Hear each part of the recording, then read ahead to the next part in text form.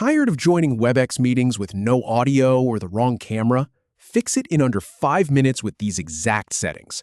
I've been through that awkward fumble myself, scrambling to find the right microphone while everyone waits. It doesn't have to be that way. So here's what I'm going to walk you through.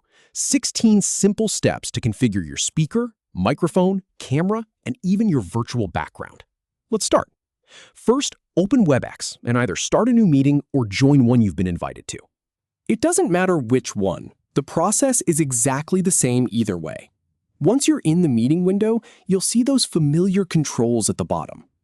Now, look for the unmute button. Next to it, there's a tiny arrow pointing down. Click that arrow to open the audio menu. This is where all your sound options live, and it's much faster than hunting through settings later.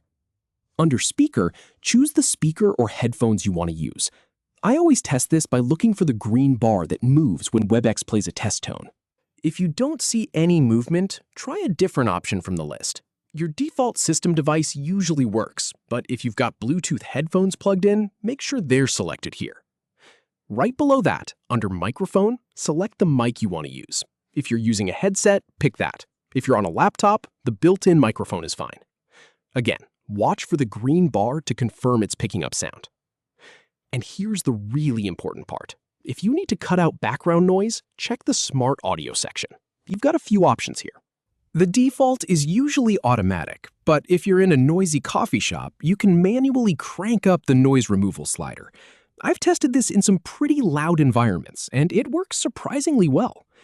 So, now that we've got those basics dialed in, click Audio Settings to open the full menu.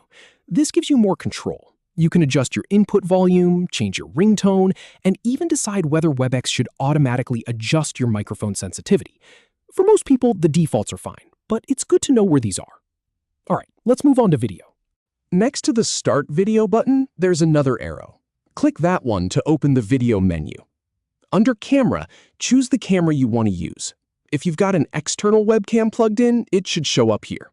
Select it, and you'll see your preview update right away. This is where I usually do a quick check. Make sure the lighting is good and the camera is at eye level. Now, if you want to hide your messy background, click Change Virtual Background. Webex gives you a few built-in options, like a blur or some professional-looking rooms. In my experience, the blur effect is the most reliable because it doesn't glitch when you move around. But you can also upload your own image if you want something custom. You can also click Self-View Location to move your camera preview around the screen. Some people prefer it in the corner, others like it off to the side. Move it wherever feels natural to you. You'll thank yourself later when you're not distracted by your own face. For even more camera options, click Video Settings. This opens a panel where you can adjust things like brightness and contrast, or enable mirror mode so the preview matches what you see in a mirror. These are subtle tweaks, but they make a big difference in how you look on camera. And that's it.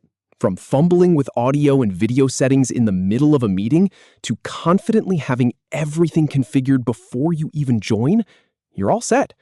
So next time someone says, "Hey, can you hear me?" you can smile and say loud and clear,